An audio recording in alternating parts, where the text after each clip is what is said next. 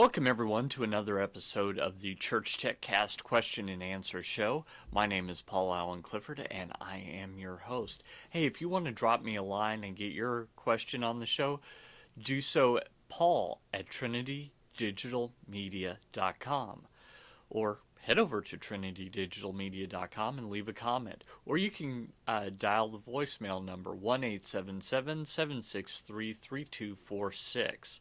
I'm also on Twitter at Paul Allen Cliff. That's at PAULALANCLIF. Remember, only one F, and my middle name is ALAN. So go right ahead over there and leave your questions. You can also join me in the chat room. This show records every week on Fridays at 11 a.m. Eastern, 8 a.m. Pacific, or 3 p.m. UTC. Do whatever conversions you need to figure out when it records over on ChurchTechCast.com. So let's get into your questions.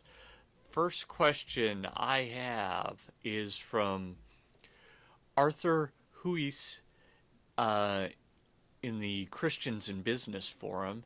He said, "Hi all, anyone got any ideas regarding free logo design software, as I am looking to see what's available in the cloud, and yes, for free. It's for a growing design startup group."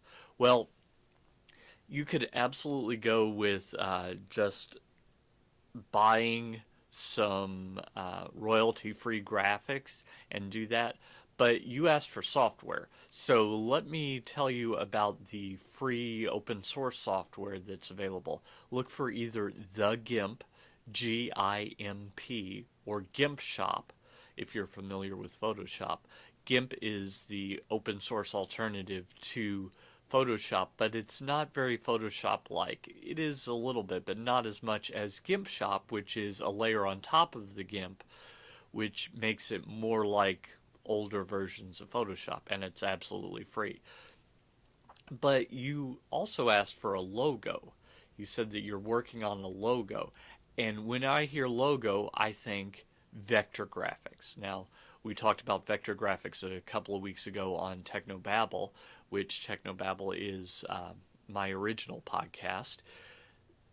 And so vector graphics are graphics that basically they are points on the screen, so you can make them as huge as you want or as small as you want, and you won't change resolution because it's actually just saying, okay, about halfway down the screen there's one point, and third way down there's another point, there's a line in between them, and it doesn't care how big or small those are. So for that, I would use Inkscape. Inkscape, which is like Adobe Illustrator. Again, it's the open source version. Well, it's not a version of Illustrator. It's similar to Illustrator, and it's open source, and it's free. The user interface might not be as good, but it is free. So keep that in mind, because that's what you asked for. Last week on Technobabble, we did a tour of the studio here, and I posted that on the Christians in Business Forum because coincidentally they were doing a Show Us Your Workspace week. And I thought, well, I got the video, I'll show the video because I'm a videographer. So that's what I did, and here are a couple of reactions. Stephanie Calahan said, "Love it. I'm struggling with a little tech envy right now." Thanks a lot, Stephanie. Really creative use of space. Chuckle, yes, I did wonder about the plungers. You'll have to take a look at that episode to know what she's talking about. And then you explained it. I'm not nearly as versed in audio or video, but I'm working on it and learning. I like the idea of a mobile webcam. I've only seen the kind that clips to the monitor. Would you mind sharing what you use? Love the gospel in the picture too. I've not seen anything like that. So Stephanie asked a couple of questions, but the main one is about the webcam I'm using. I'm using an IPEV EVO webcam, which is also a document camera. It has a stand that can swivel down. I'd swivel it down, but then I'd have to get my shot again. So I have a link to that I'll share. Also a link to the new version. The one that I'm using isn't made anymore, so there is a new version, also considered a document camera, but it also swivels up like a regular webcam.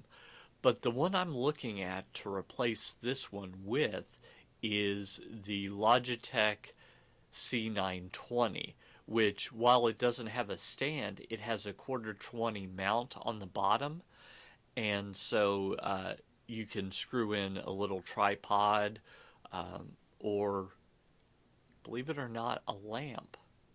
Will also has the 1/4 20 thread on the top for the finial. So you could put this webcam on a desk lamp even. It's kind of interesting, just this thought that I had. Now, Jason T. Weiser also commented on the same thing, and he said,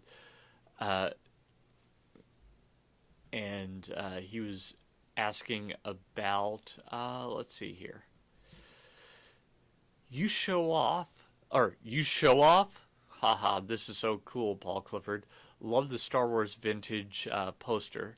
Serious rack of tech. I'm with Stephanie Calahan on the Envy issue.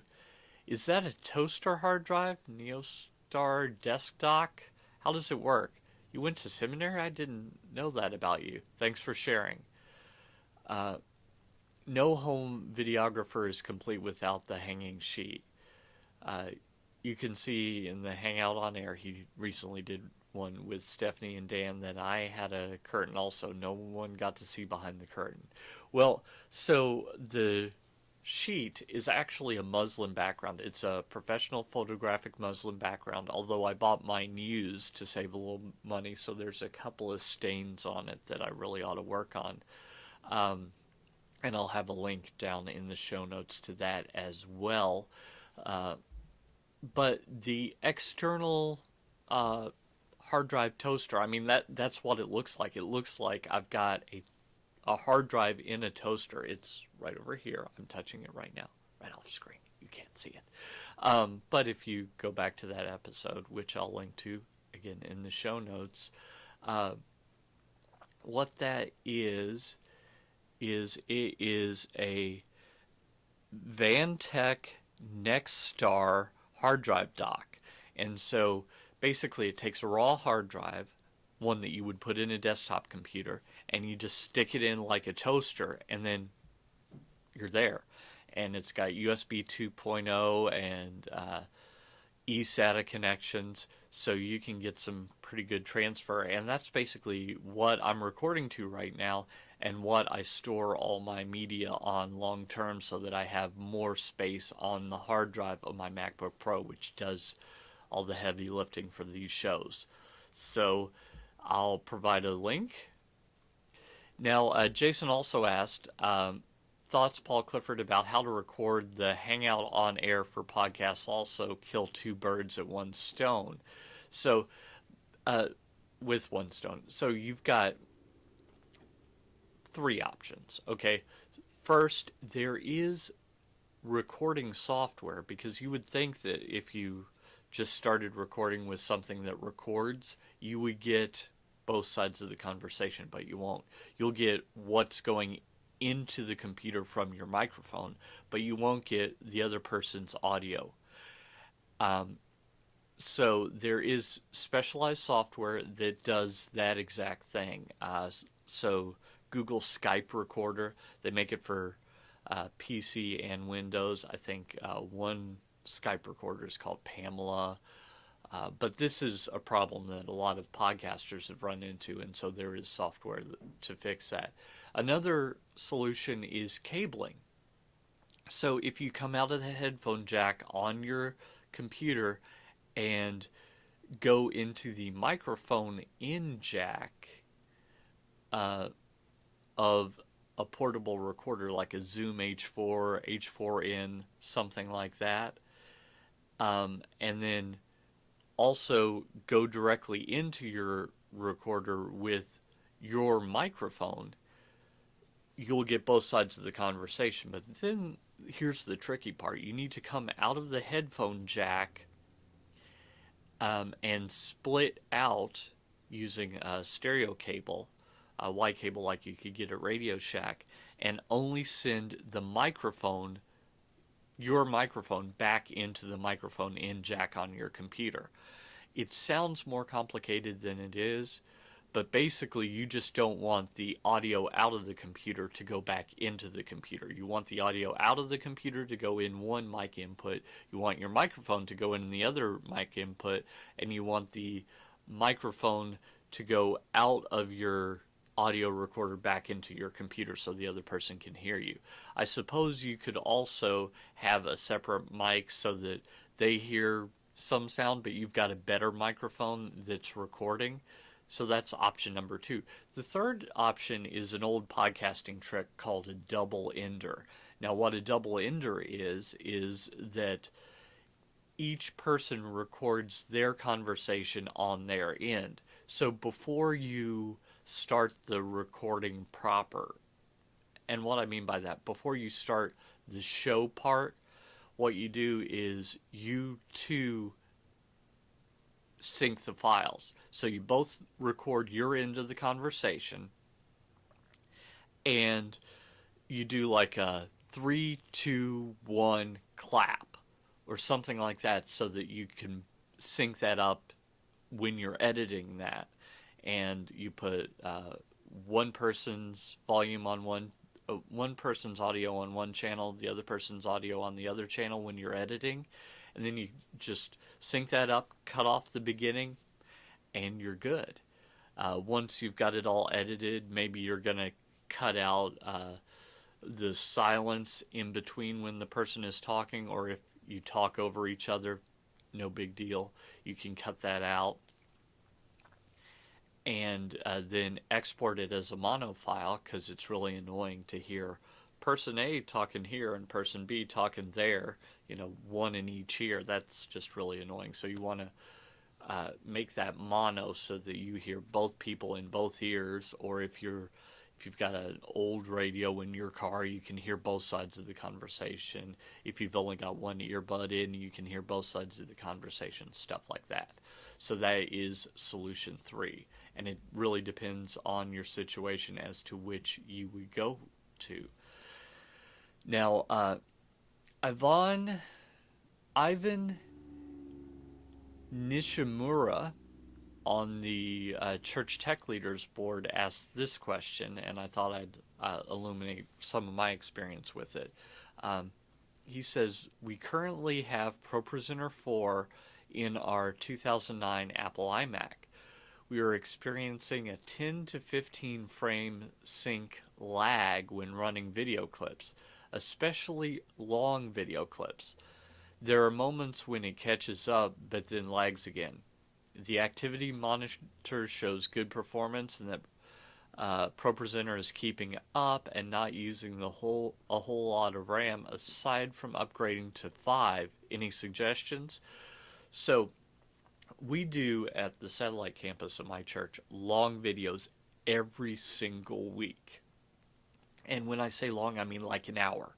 I don't mean 10 minutes. I mean like the entire sermon. We hope that it's an hour or less. Sometimes the senior pastor goes over. So long videos. And what I do is I use the preset in Compressor called H.264 for Apple TV. That's the preset I use. Now, it's not the most pristine video, but it gets a small enough file that ProPresenter can handle it. I know you said you didn't want to upgrade from 4. We had problems with ProPresenter 4, and ProPresenter 5 fixed all those. Didn't have the frame lag issue, we had crashing. Again, it could be just our situation, our installs, etc., but that's what was going on with us. So keep that in mind, just as a backup. So finally, Eric Stone sent me this message directly. on the blog over at trinitydigitalmedia.com. He said, Paul, I was wondering if you had any recommendations on a CD changer for use during worship and praise. We're not quite ready to go to digital music, and the one we're using is about to give up the ghost on us. Ideally, I'd love to find one I program a pause into if such a thing were possible. So, for example, CD1 track 2 pause until I press play, CD2 track 4, CD3 track 1, etc. So, Eric, I'm not giving you a hard time.